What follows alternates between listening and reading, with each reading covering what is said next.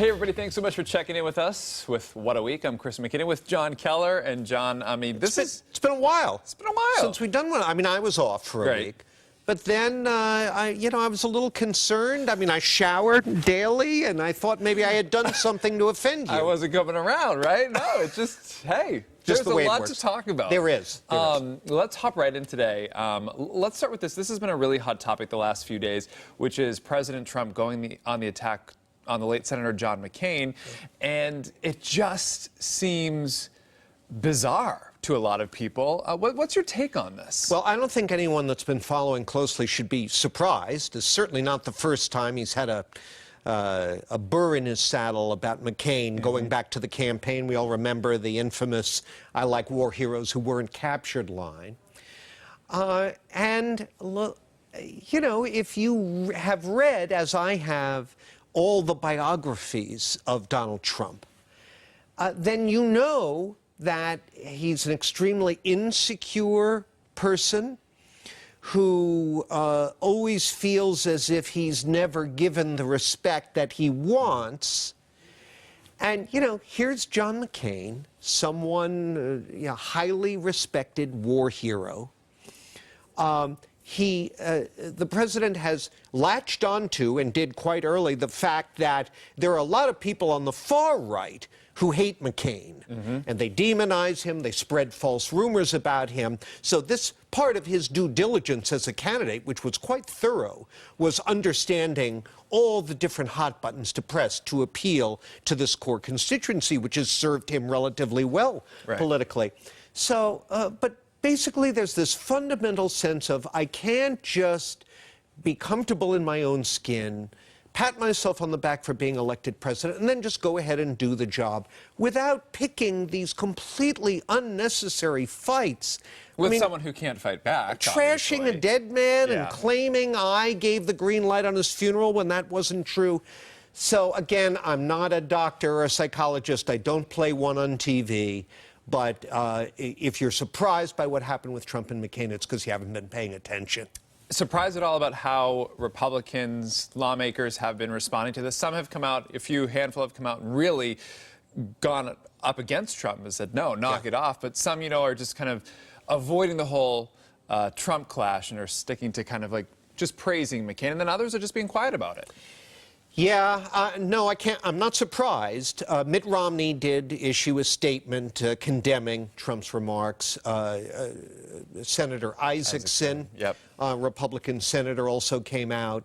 But I thought it was interesting the other day that Senate Majority Leader Mitch McConnell issued a statement praising McCain, not referencing the Trump remarks at all, but clearly, I think maybe that was a surrogate statement on behalf of other senators have been saying, hey, why don't you for once take the heat? Because, I mean, I can understand, that doesn't necessarily mean I endorse it, but I can understand why senators and members of the House, Republicans, really don't want reporters to think that they can come running to them every time the president says something provocative or dumb for them to weigh in on it. They just don't want any part of it.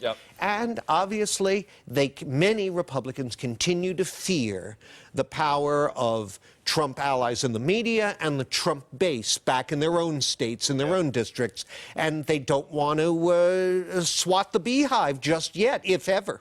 Worried about being primaried in 2020, right? You better believe it. So let's talk a little bit heading down towards 2020, and we're going to talk about how the Fed came out with a warning, basically saying economy is showing signs of slowing down. How is that going to play into 2020? I mean, if the economy is booming, it should be pretty easy for a president to get reelected. But if there are signs of that slowdown coming on the horizon, do you think that could impact the election? I think it's probably going to be the central issue, if in fact we're talking about recession, heaven forbid, or just more of a slowing down process.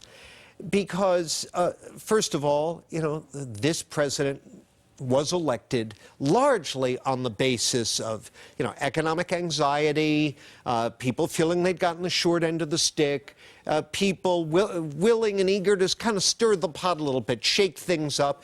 The trade issues that he brought to the table in the campaign all resonated and are not unheard of on the Democratic side, by the way. Elizabeth Warren and Donald Trump overlap quite a bit on trade policy issues. But if he's heading into re-election with a slumping economy, that undercuts all of that foundational political support. Right. And it plays right into the arguments that many of the Democrats are making. All of a sudden, there's a more intense spotlight than ever on CEO pay, which shattered all records, a recent report found. And, voters are likely to be mad as hell about it. And that's music to the ears of the Democrats challenging this president. All right, and last topic we want to talk about this week is Senator Elizabeth Warren, now Democratic presidential candidate for nominee for the Democratic Party, I guess. Yeah. The title seems to get longer and longer. She is courting minority voters here. What's your take on kind of how she's going to carve out a lane for herself in this very crowded field right now? And a lot of people seem to be overlapping now that are hopping in as candidates. Yeah, you know what there's so many candidates that do overlap. That share the same basic positions, have their own little thing, maybe it's a geographical thing or whatever. Once Bernie Sanders jumped into the race, this poses a major, major problem from Warren. Yeah. She hasn't told me this, nor have any of her people, but I suspect they were kind of hoping against hope that he would stay out, because that would sort of clear a path for her in New Hampshire. No guarantee, but as the regional candidate, now that's out the window. And if Elizabeth Warren can't win in Iowa or doesn't win, can't or doesn't win in New Hampshire, well, next up is South Carolina, and she'd better win there. That's an overwhelmingly African-American electorate in the Democratic primary there.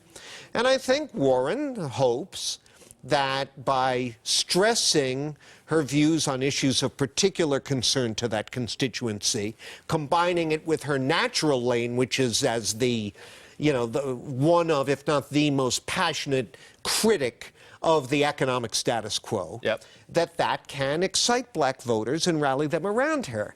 Problem is, there are actual candidates of color in the race who are going to be competing for those votes big time. Kamala Harris, Cory Booker, just to name a couple.